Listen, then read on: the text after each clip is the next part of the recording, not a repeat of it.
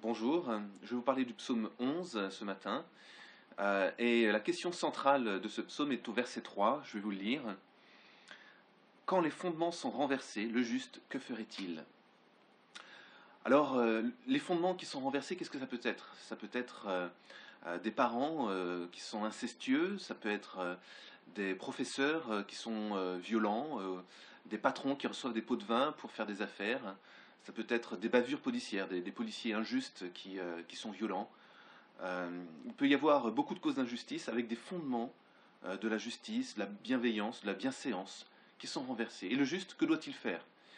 Eh bien, le psalmiste répond à cela dans la suite du psaume. Le psalmiste décrit Dieu et à la fin il conclut en disant: L'homme droit contemple sa face, la face de Dieu.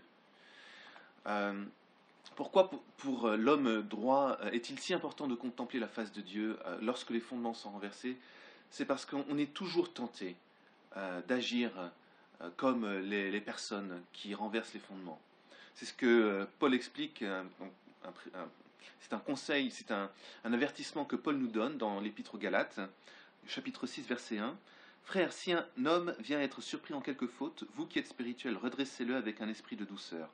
Prends garde à toi-même, de peur que toi aussi tu ne sois tenté.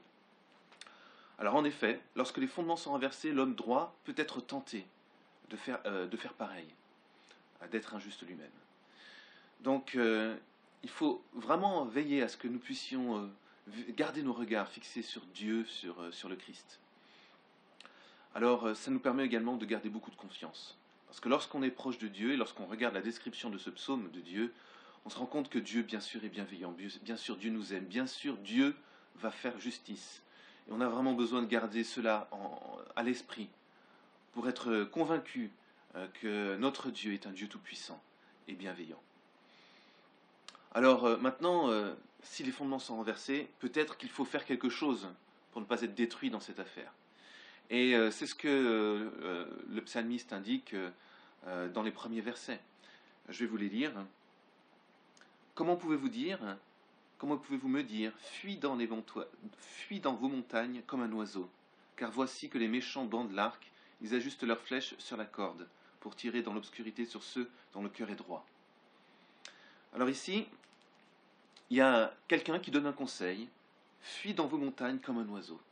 Et on le dit à la personne qui est menacée. Alors je n'ai pas lu le verset, la première phrase du psaume volontairement, parce qu'en fait, le psalmiste dit quelque part de ne pas écouter les conseils qu'on vous donne. Parce que le premier conseil que le psalmiste donne, c'est cette première phrase, c'est en l'Éternel que je me réfugie. Est-ce que vous voulez jouer votre vie avec un coup de dé, au hasard? Parce que écouter des conseils, ça peut paraître sage, et dans une certaine mesure, ça l'est. Mais si vous écoutez 10 conseils sages, vous aurez peut-être 10 réponses différentes sages. Comment allez-vous choisir? Ne serait-ce pas un coup de dé? Surtout si, sur les 10 conseils, en fait, vous n'écoutez pas les 10 premiers, vous écoutez juste le premier, pour les autres, vous n'avez pas le temps. C'est un coup de hasard, un coup de dé. Le premier conseil que le psalmiste donne, c'est d'écouter Dieu, de se réfugier en Dieu, et d'avoir l'attitude, finalement, que Dieu, de voir Dieu, de chercher Dieu, de se réfugier en Dieu, de le contempler. Je répète la dernière phrase de ce psaume, l'homme droit contemple sa face.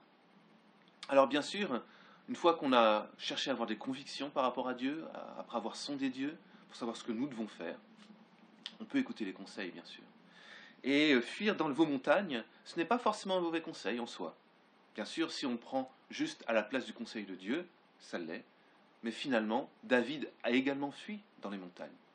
Donc ce n'est pas le fait de fuir dans les montagnes et que ce soit un mauvais conseil, ce n'est pas à prendre au pied de la lettre. D'ailleurs, Jésus lui-même a proposé que les chrétiens fuient dans les montagnes. C'est assez intéressant à voir. Matthieu 24, verset 13.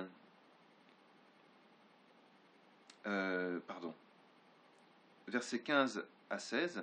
C'est pourquoi, lorsque vous verrez l'abomination de la désolation dont a parlé le prophète Daniel, établie dans le lieu saint, que le lecteur fasse attention. Alors, que ceux qui seront en Judée fuient dans les montagnes. Donc, ce n'est pas le conseil de fuir dans les montagnes ou de fuir tout court qui est mauvais en soi. Jésus le préconise, David l'a fait, mais ce qu'il faut avant tout, c'est de se réfugier en Dieu.